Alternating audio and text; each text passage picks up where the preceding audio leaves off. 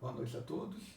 Meu nome é Marcelo, para quem está vendo pela primeira vez, que não deveria, né? Eu já gravei algumas aulas com vocês. Nessa semana a gente vai estudar um pouco mais sobre calor sensível, capacidade térmica e calor específico, tá? Então vamos começar o assunto agora, começando a apresentação. 1, 2, 3 e vamos lá. Calor sensível, capacidade térmica e calor específico. Vamos lá.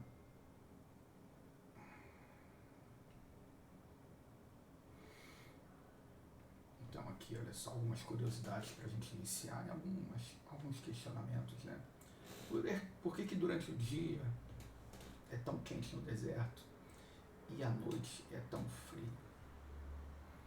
Tem alguma semelhança disso com o que a gente vê aqui no Rio de Janeiro, onde a gente mora? Por exemplo, na praia, né? Desculpe, eu estou um pouco rouco. O final de semana não me fez muito bem, não. Vamos lá. Então, o que acontece? Você tem na praia, você pega aquele verãozão, calor de 40 graus, você não consegue pisar na areia sequer. É muito quente. Entendeu? Aí você vai para debaixo da barraca, você montou a barraca, mas a areia ainda está quente. Mas no momento que você abre a barraca, a areia na sombra, muito rápido a areia já fica, você já consegue colocar o pé ali, entendeu? Ela rapidamente esfria. Exatamente o que acontece no deserto do Saara, na maioria dos desertos, né? Durante o dia, batendo o sol é extremamente quente e à noite é extremamente frio, tá? Agora, por que isso acontece? Né? Tem algum sentido nisso?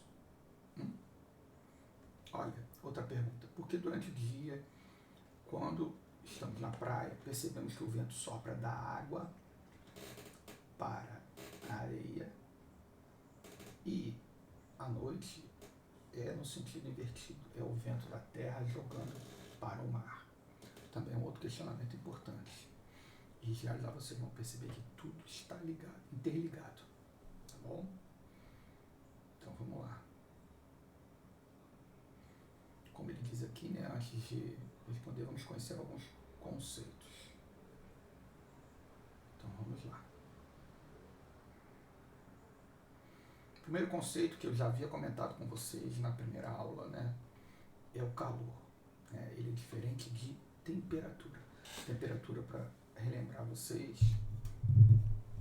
esqueci de botar o microfone mais perto aqui. Temperatura, para lembrar a vocês, ela é o quê? É o nível de agitação das moléculas. As moléculas ficam mais agitadas, o corpo fica mais quente. E o calor? O calor é energia térmica em trânsito, ou seja, é essa energia da agitação, preste atenção, quando ela está sendo transmitida para outro corpo. Enquanto ela está dentro do nosso corpo, né, a gente, um objeto qualquer, né, não é calor, é só temperatura. Ou melhor, a energia térmica, né, ou energia cinética do movimento das moléculas. Tá? Então vamos lá, continuando. E aí ele está dizendo o quê? Na energia térmica em trânsito, devido à diferença entre dois corpos. Então o que a gente tem? Tipo Coca-Cola e gelo. Né? Aí o que vai acontecer? A energia vai fluir de quem? Gelo costuma estar a 0 grau e a Coca-Cola, vamos dizer, na nossa temperatura ou na temperatura de geladeira, né? Vamos lá, a temperatura de geladeira acho que fica 5 graus, não é isso? Não fica 0, senão ia ficar tudo congelado na geladeira. Aí é o freezer. Então a geladeira deve ficar uns 5, 6, 7, 8 graus mais ou menos. Aí você pega aquela Coca-Cola, bota um gelo ali, aí você vê que o fluxo de calor vai sair do corpo que tem mais energia, e vai para o corpo que tem menos energia. Menos energia, a gente sabe que é o corpo mais frio. Tudo bem? Tá ok? Então vamos lá.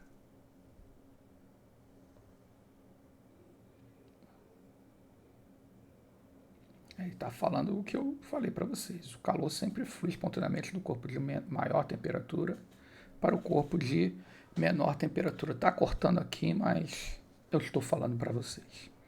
Ok? Então vamos ver aqui nosso próximo slide. E quem será esse cara? Joseph Black.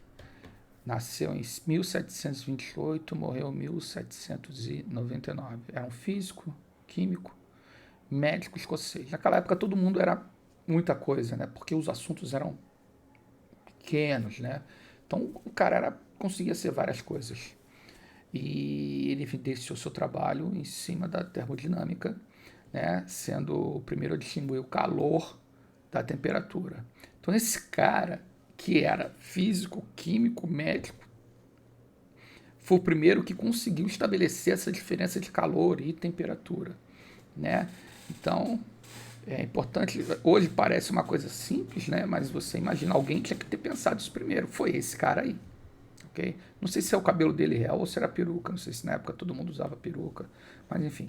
Esse texto aqui depois eu vou disponibilizar para vocês em PDF, para vocês fazerem uma leitura, tá? Então, continuando. Então, ou seja, ele por meio de experimentos, ele ia misturando as substâncias. E ele, como sempre é assim, né, na ciência, né, entendeu? Você faz os experimentos e verifica as hipóteses, as teorias que estão presentes. Se elas não batem, se elas não coincidem, então aquelas teorias provavelmente estão erradas ou precisam ser mais aprofundadas, tá? E eu quero que depois vocês leiam sobre isso. Aqui a gente tem calor sensível. O que significa isso, né? Ele tem uma explicação aqui, mas eu vou dar outra explicação para vocês. Tá? O que acontece? Um corpo, ele tem, você vê a areia. A areia, ela possui uma característica diferente da água do mar. Porque você pode chegar no verão, você perceber que a areia está fervendo. Aí você entra na água. A água tá gelada pra caramba. São raros os dias que aqui no Rio a água fica quente a ponto da gente, né, não sentir um impacto, né? Porque você tá em 40 graus e você vai pra água, tem dia que a água tá 13, tá 14. Por 13, 14 a gente tá usando casaco. Hoje, por exemplo, nem sei que temperatura tá aqui no quarto, acho que tá 20 ou 21. Eu tô agasalhado aqui, ó, tá frio, né? Tudo bem que eu tô com a janela aberta, né? Mas, enfim, eu tô com frio. E aí o que acontece? Qual a diferença? Não sei se vocês já repararam, no verão, quem fica na praia até a noite, ao anoitecer, percebe uma nítida diferença. A areia fica extremamente fria e a água do mar fica mais quente. Não quer dizer que ela fica quente, ela fica mais quente do que ela estava durante o dia. Mas aí você se pergunta, como assim? O sol batendo e a água fica mais quente quando o sol não está mais presente. O que acontece? Cada corpo tem uma resistência à variação de temperatura. Preste atenção. Resistência à variação de temperatura. Ok? A essa resistência nós chamamos de capacidade térmica, que é a capacidade de resistir à variação de temperatura em função da energia que esse corpo recebe. Tá? Tudo bem? Vamos continuar. Então, o que acontece? A areia, ela tem uma baixa capacidade térmica. O que significa isso? Se ela tem uma baixa capacidade térmica, significa que ela varia de temperatura muito rapidamente. Então, ela esquenta muito rápido e ela esfria muito rapidamente. Enquanto a água, ela leva o dia inteiro recebendo o sol, entendeu? E ela, para esquentar. Depois ela leva a noite inteira para esfriar. Tá? Então você vê que a água e a areia, elas têm capacidades térmicas diferentes. E o que é o calor sensível, né? Ele é a quantidade de calor, né, que a gente entende, né, que cada corpo precisa receber ou ceder para que sofra uma variação de temperatura. Vamos ler o que ele está falando aqui. Ó, é o calor que produz variação de temperatura sem que o estado físico da matéria seja alterado. E aqui a gente não está tratando de mudança de estado físico. O que significa mudança de estado físico? É o gelo derreter, virar água, a água aquecer, depois evaporar, né? Não, então, nós não estamos tratando ainda dessa mudança de estado físico. Nós estamos tratando apenas da variação de temperatura que os corpos sofrem sem a mudança de estado físico, tá? Então, ele está dando exemplo aqui na panela, né? Quando colocamos para aquecer para aquecer no fogo, vai aumentando a temperatura da água, tá? E depois que vocês atingem a fervura, o ponto de fervura, pode baixar a temperatura, que ela não vai esfriar. Vai permanecer na temperatura de ebulição, se for água pura, em 100 graus Celsius, tá? Mas como sempre a gente bota alguma coisa lá, e aí esse ponto de ebulição sofre influência dos outros componentes, né, das outras substâncias que estão dentro da água, né? Se forem vegetais, né? Normalmente a gente cozinha os vegetais, né? Ou se foi carne que a gente estiver cozinhando. Então vamos lá. A unidade de medida do calor, né? Ela é o joule, que não está dando para ver aqui, deixa eu ver se eu consigo aqui, ó, é 1,1, que é joule, que equivale a calorias, né? Uma caloria equivale a 4,18 joules, tá? Mas o que significa isso? Significa o seguinte: a energia ela é medida em joule, tá?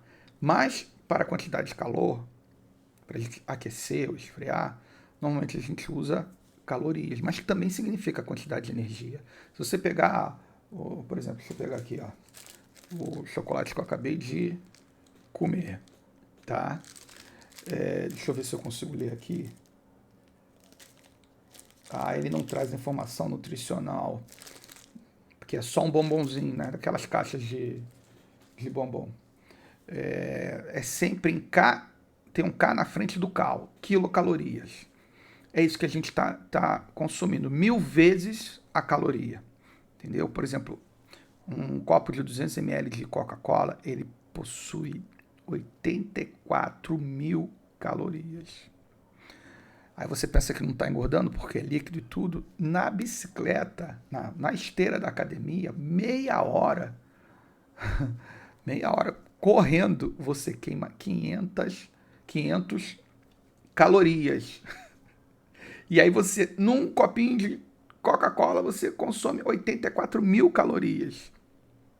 Você tem que andar muito para poder queimar essa gordura da Coca-Cola.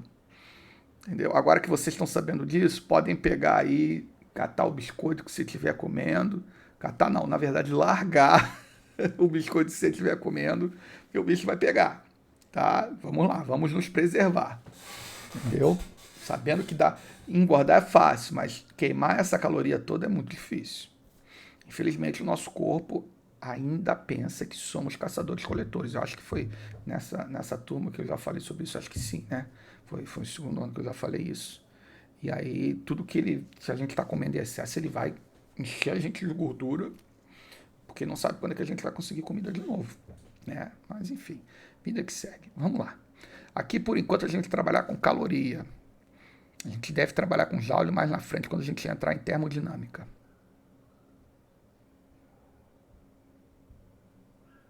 Vamos para outro slide, moço. Bom, agora a capacidade térmica, que é aquilo que eu falei para vocês, que eu já expliquei para vocês a teoria, que é o que? É a capacidade, né, que um corpo tem em resistir às variações de temperatura.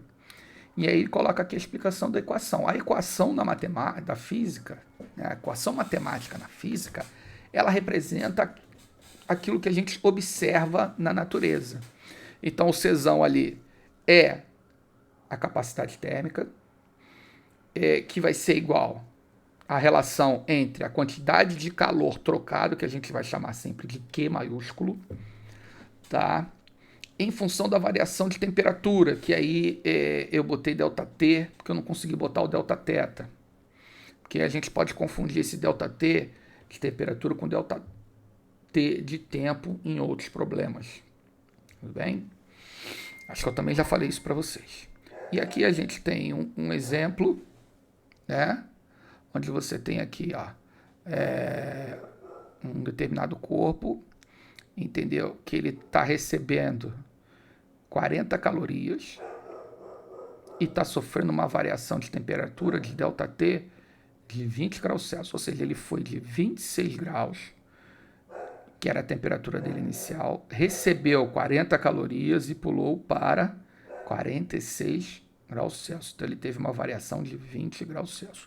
Isso, lembrando a todos, depende do corpo, depende da substância. Será que vocês conseguem imaginar alguma substância parecida com areia que rapidamente se aqueça e rapidamente esfrie? Ninguém consegue lembrar, não?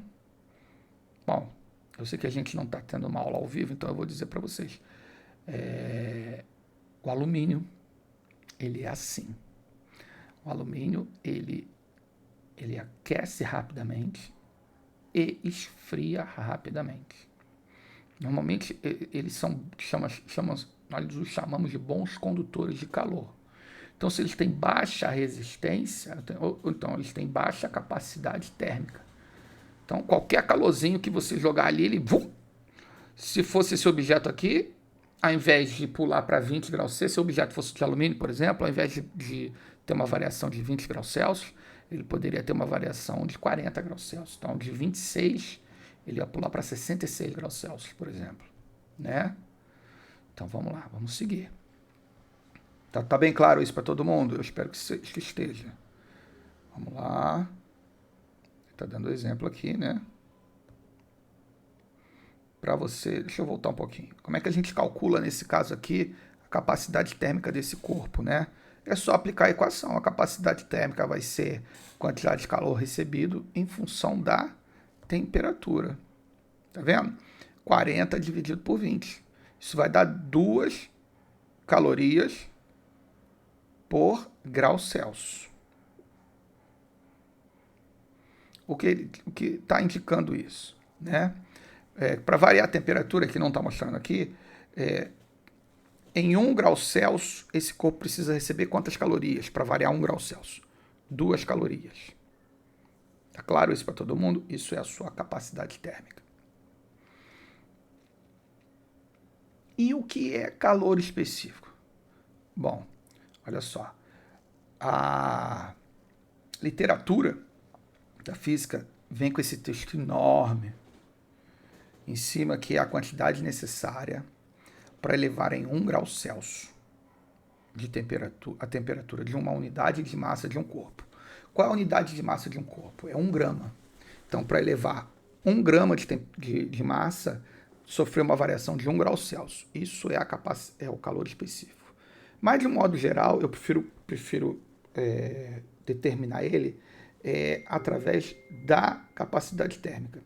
Porque a capacidade térmica é um corpo inteiro. Você pega a quantidade de calor que ele recebeu e a variação dividir pela variação de temperatura que ele sofreu. Mas é o corpo inteiro. Para a gente determinar o calor específico, é só pegar esse valor e distribuir pela sua massa, pela unidade de massa. Vamos lá, eu tenho 10 quilos desse material. Então, 10 quilos são 10.000 gramas. Então, é só dividir por 10.000. E aí a gente vai achar o quê? O calor específico. Então, o calor específico, no final das contas, ele sempre vai ser a capacidade térmica por unidade de massa. E a unidade de massa a gente sabe que é o grama. Então, seria a capacidade térmica por grama. Tá? E aí ele bota essa equação aqui, que se você reparar, a diferença tem a capacidade térmica grandona, Czão maiúsculo, o Q e a variação de temperatura. E aí depois você divide pela massa, que foi o que eu acabei de falar, aí você encontra quem? O calor específico, tá? Então essa é a equação aqui, para você determinar o calor específico. Que nesse caso aqui, aqui não está mostrando, mas eu vou dar um zoom, ó, tá vendo? Ó, vamos ver desse corpo aqui, ó. Ele recebe meia caloria e sofre uma variação de 1 grau Celsius. O que aconteceu? Sumiu a foto que estava aqui do lado? Deu um erro. Ah, não, tá aqui. Então, nesse caso, nós temos meio caloria por 1 grama grau Celsius. É assim que a gente vai determinar o quê? O calor específico. Porque aqui fica sempre caloria, a unidade de massa é sempre em gramas, e aqui a unidade de temperatura a gente usa sempre o quê? O grau Celsius. Tá? Então, logo, calor específico é meio caloria por grama grau Celsius. Não ficar falando 1 grama grau Celsius. 1 grama, 1 grau Celsius. Aí só bota grama grau Celsius. Vamos continuar aqui. A equação fundamental da calorimetria. Tá? O que a gente faz? A gente deriva do cálculo do calor específico, que é onde a gente tem aqui, né? Não sei se vocês estão vendo aqui, a gente tem o calor específico aqui, quantidade de massa, quantidade de calor que ele recebeu, massa e variação de temperatura. Da equação fundamental a gente inverte isso. Isso tudo está dividindo aqui, a gente joga para o outro lado, multiplicando. Tá aqui, ó. Aí fica assim. Q vai ser igual a M vezes C vezes delta θ. Ah, professor, por que mudou a ordem? Por que não ficou C, M, delta θ? Eu aprendi assim, mas no final eu achei interessante porque, para mim, de alguma forma, é visualmente mais fácil você guardar essa informação com essa aparência aqui. Tanto é que essa equação, que é a equação fundamental da calorimetria, ganhou um apelido carinhoso de quimicão, como se tivesse um tio aqui. A equação do quimicão. Tá? Óbvio que não é o jeito correto de guardar essa informação, mas é a equação do quimicão. Eu gosto do apelido carinhoso. Tá? Então ela vai mostrar sempre o que? A quantidade de calor que um corpo precisa trocar, né, para sofrer uma determinada variação de temperatura, que vai depender da massa e do calor específico desse corpo. Tá bem? Tudo bem? Então vamos lá, vamos seguir. Aí ele vem, né? Quanto maior a massa do corpo, maior a quantidade de calor, são diretamente proporcionais. Quanto maior o calor específico, também maior será a quantidade de calor a receber, ou seja, o produto dos dois dá a capacidade térmica. O que, se multiplicar esse, aumenta a capacidade térmica do corpo. Se multiplicar esse, também aumenta a capacidade térmica do corpo. Então, ele fica mais resistente à troca de calor. Tá? Ele vai escrever a mesma coisa, depois eu quero que vocês leiam. Então, vamos lá. Então, o deserto, durante o dia, né, a temperatura, que acontece com ela? Ela atinge valores muito altos, né? E a situação inverte à noite, temperaturas bem baixas. Significa que a areia ela não é capaz de segurar essa quantidade de calor recebida. Ela recebe, ela aquece e imediatamente ela devolve. É por isso que ela esfria rapidamente. Então, ela tem baixa resistência. Aí vai falar aqui, conceito de calor específico e tal, né? Então ele diz que a resistência é pequena, né? O calor específico é bem pequeno da areia, enfim. Aí vem aquilo que eu falei para vocês, né? Aqui a caloria utilizada por médicos e nutricionistas é na realidade a quilocaloria, que é igual a 1000 calorias, também chamada de grande caloria. Então quando você chegar na academia, você pergunta se aquele medidor ali está em grandes calorias ou caloria normal, entendeu? Tem que perguntar, não custa nada. Senão aí a gente vê lá que o troço não está rendendo, né? Pô, agora me deu vontade de comer essa batata frita, adoro essa batata frita. Enfim, vamos lá, vamos seguir. Agora a gente vai ter a explicação da brisa marítima, né? O que acontece? Olha só. De dia. De dia você tem o sol. Você sabe que o oceano demora o dia inteiro para esquentar. Entendeu? Então aqui ele fica frio. tá? O ar fica frio aqui. Aqui você sabe que está rapidamente aquecido, então isso aquece o ar e o ar faz o quê? Ele sobe. Ele vem lá para cima, esfria, e o ar frio, ele fica tudo, como tudo no frio encolhe e no calor cresce, aumenta de volume, o ar acontece a mesma coisa. Ele aquece, fica quente, cresce de volume, sobe. Aí chega lá em cima, tá frio, ele se encolhe todo, fica pequenininho e desce, né? Desce porque ele fica mais denso, que fica mais acumulado do que o ar quente, que fica mais espalhado, tá? E aí isso cria-se uma coisa chamada de corrente de convecção. Essa corrente de convecção tá aqui, né? E aí provoca o vento vindo do mar para a terra enquanto a gente está na praia. Tudo bem? À noite, imediatamente aqui, a terra fica fria, a água fica o dia inteiro aquecendo e vai levar a noite inteira para esfriar. Então, o que acontece? O ar que estiver aqui vai estar sempre o quê? Quando o ar chega aqui, ele está sempre sendo aquecido. Então, ele sobe, esfria, fica encolhidinho, aí cai, né? Entendeu? Aí ele vem para cá de novo e empurra o ar quente. Aí também é a corrente de convecção. E aí faz com que o vento sopre da terra para o mar à noite. Isso ficou claro para todo mundo? Tá? Então é a brisa continental, né? É assim que funciona. Tá? Vamos lá, vamos seguir aqui. Aí você tem a brisa marítima versus a brisa continental, né? Entendeu? Que é exatamente o que eu havia explicado para vocês, né? Do ar quente, oceano esfria, sempre assim. E aqui é o contrário, esquenta aqui, esfria desse lado, tá? Aqui tem outra situação que explica isso. Quero que depois vocês leiam e façam um resumo para mim. Esse vai ser o trabalho dessa semana, tá? Porque as aulas têm que ser mais curtas, né? E agora a gente tem o calorímetro, que é usado em experimentos para estudar a temperatura, né, para fazer o estudo sobre termometria, né, que ele é nada mais do que um isolante térmico, tá? Ele é tipo um isoporzinho, literalmente, tem uns que tem um isopor por dentro, entendeu? Essa parte metálica por fora, ela é mais para refletir o calor, para evitar que o calor bata e aqueça o próprio conjunto do material, entendeu? Mas não é de alumínio. Por dentro também tem outra superfície refletora para evitar da radiação ser trocada com o próprio objeto e o objeto interferir diretamente no estudo que a gente estiver fazendo, tá?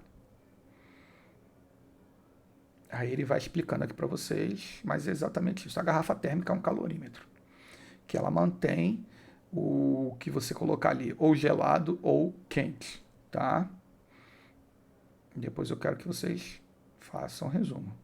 Aí tem uma explicação mais completa aqui, né? São 2 páginas explicando o que é, como funciona a garrafa térmica. E aí aqui as trocas de calor. O que acontece? Um sistema que você tem vários corpos tecnicamente isolados do meio externo, a soma das quantidades de calor por eles trocadas vai ser igual a zero. Por exemplo, Coca-Cola e gelo. A energia que a Coca-Cola ceder para o gelo vai, se tiver isolado, né? A quantidade de energia que a Coca-Cola ceder para o gelo vai ser absorvida pelo gelo. Se tiver aberto, o ambiente vai influenciar e vai mudar essa equação.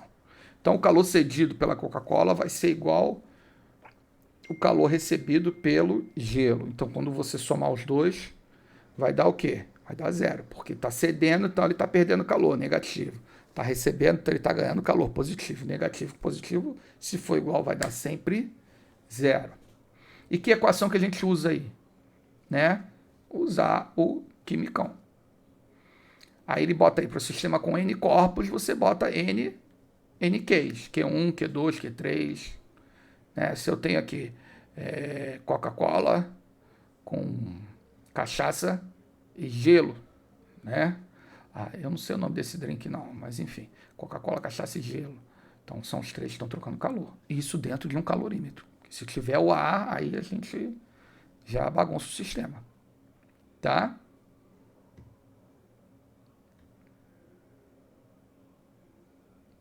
E o que ele falou aqui, se não tiver isolado, tem que levar em conta o calor trocado pelo ambiente.